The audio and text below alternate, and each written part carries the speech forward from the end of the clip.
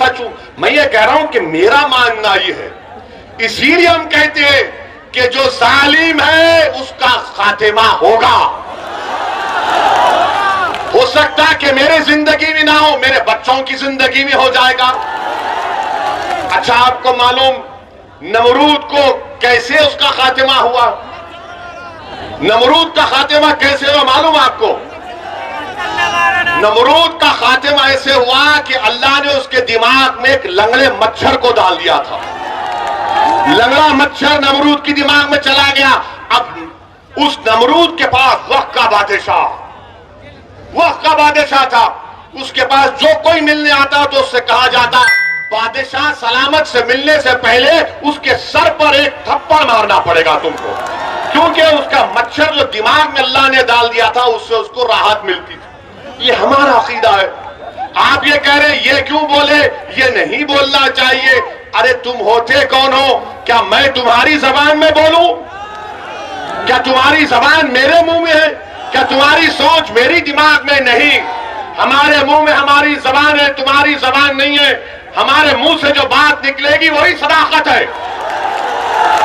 वही सदाकत है।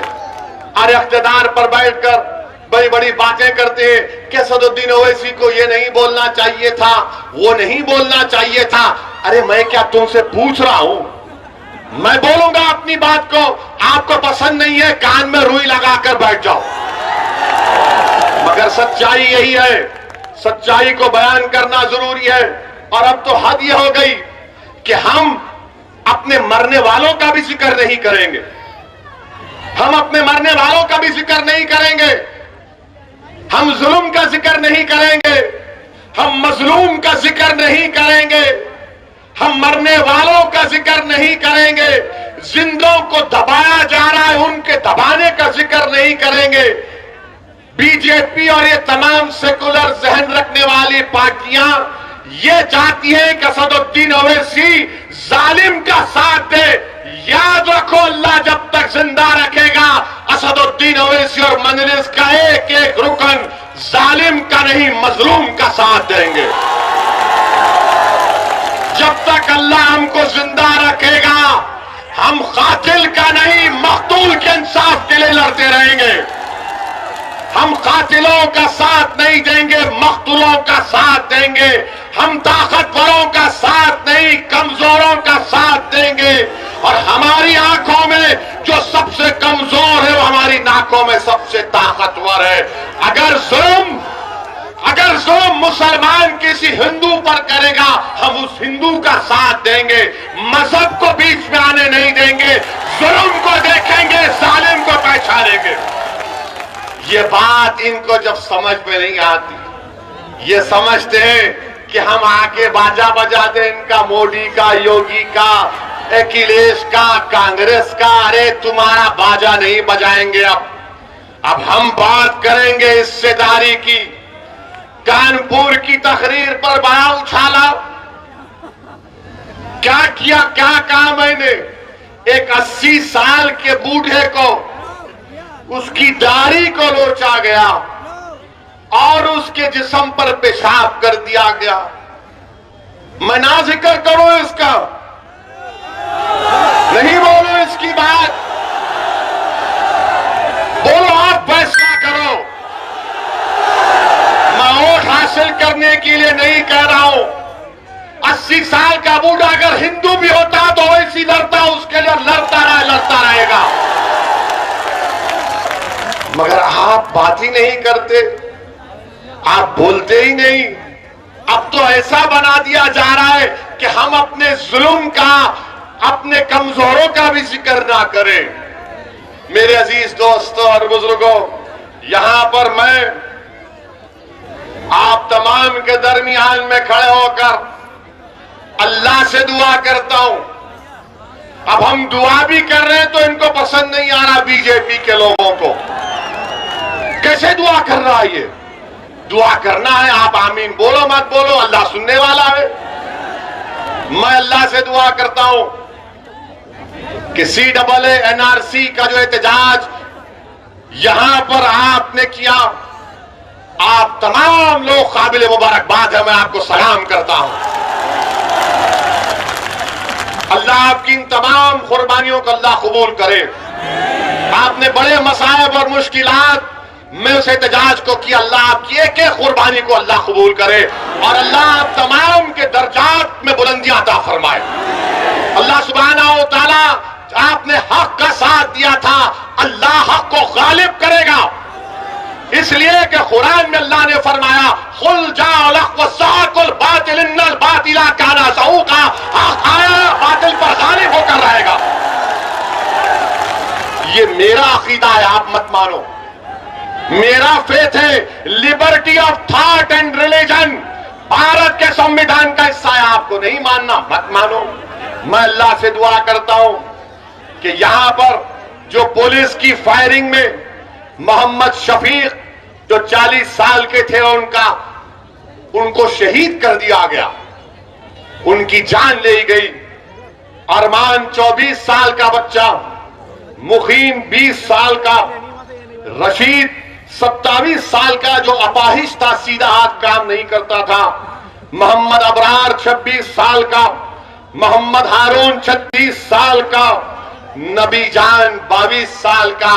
मेरी अल्लाह से दुआ है कि अल्लाह सुब्हानहू व तआला हशर के मैदान में अल्लाह उनको उसी कपड़ों से उठाएगा। तुम देखना, हम गवाह रहेंगे इंशाअल्लाह। और तुम इनको मुर्दा मत समझो, ये जिंदा है, क्योंकि कुरान में अल्लाह ने फरमाया कि शहीदों को मुर्दा मत को अल्लाह उनको ग़िज़ा देता है। मेरी अल्लाह से दुआ है, अगर आप इन मक़तूलीन, इन जो जिन हजरात को शहीद कर दिया गया CAA के एहतजाज में, अगर आप उनके माँ बाप को जानते हैं, उनके दोस्त को, उनको भाई को जानते हैं, तो मेरा पैगाम पहुंचाना, उनसे कहना है कि मैं तुम्हारा बेटा नहीं हूं, मगर मैं तुम्हारे गम को अपने सीने में महसूस करता हूं। मैं तुम्हारा भाई नहीं हूं, मगर मैं तुम्हारे गम को महसूस करता हूं। मैं ये बात वोट बटोरने के लिए नहीं कह रहा हूं, बहैसियत इंसान कह रहा हूं, बहैसियत इंसान कह रहा हूं कि जिसके घर में नौजवान बेटा मर जाता है, उसकी मां को मालूम, उसके बाप को मालूम। जो मां 9 महीने तक अपनी औलाद को अपने पेट में पालती है, उस पे क्या गुजर रही होगी अल्लाह ही जानता हो, घर वाले जानते। मेरा पैगाम पहुंचाना मेरे भाई, पैगाम पहुंचाना मोहम्मद शफीक, अरमान, मुकीम, हारून, नबी जान, रशीद और अबरार के घर में कि एक दीवाना आया था, अपनी दीवानगी का इजहार करके चला गया। आज दीवानगी की जरूरत है, याद रखो। अक्लमंद को कभी मंजिल नहीं मिलती, अक्लमंद को कभी मंजिल नहीं मिलती, जुनूनी को, दीवाने को मंजिल मिलती है। क्योंकि जब तुम अकल से पूछोगे फिरोजाबाद में मंजिल जीतेगी क्या, तो अकल बोलेगी और डिवाइड हो जाएंगे। जब तुम दिल से पूछोगे तो दिल बोलेगा प्यारे कूद जा, का दरिया डूब के निकलेंगे इंशाअल्लाह। अकल और दिल दोनों में हमेशा झगड़ा होता है, और ये तमाम सेकुलर पार्टियां और बीजेपी ये हमारे दिमाग से खेलते, ऐसा हो जाएगा, वो हो जाएगा।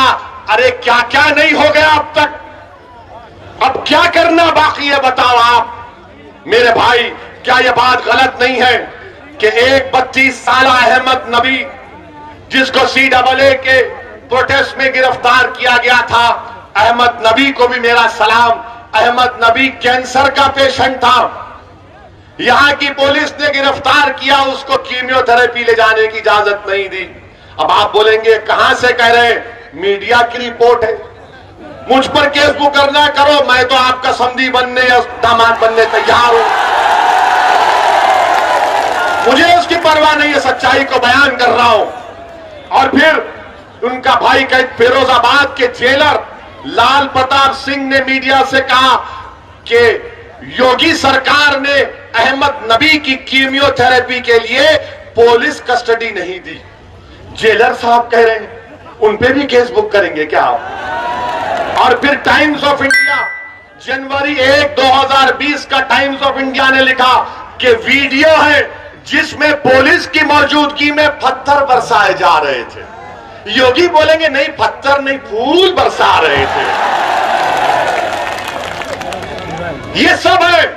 इसका जिक्र क्यों कर रहे हो? ऐसी करूंगा जिक्र क्योंकि दुनिया में जब तक नाइंसाफी का जिक्र नहीं होगा, इंसाफ नहीं होगा। याद रखो, नाइंसाफी का जिक्र करना जरूरी है इंसाफ को मजबूत बनाने के लिए।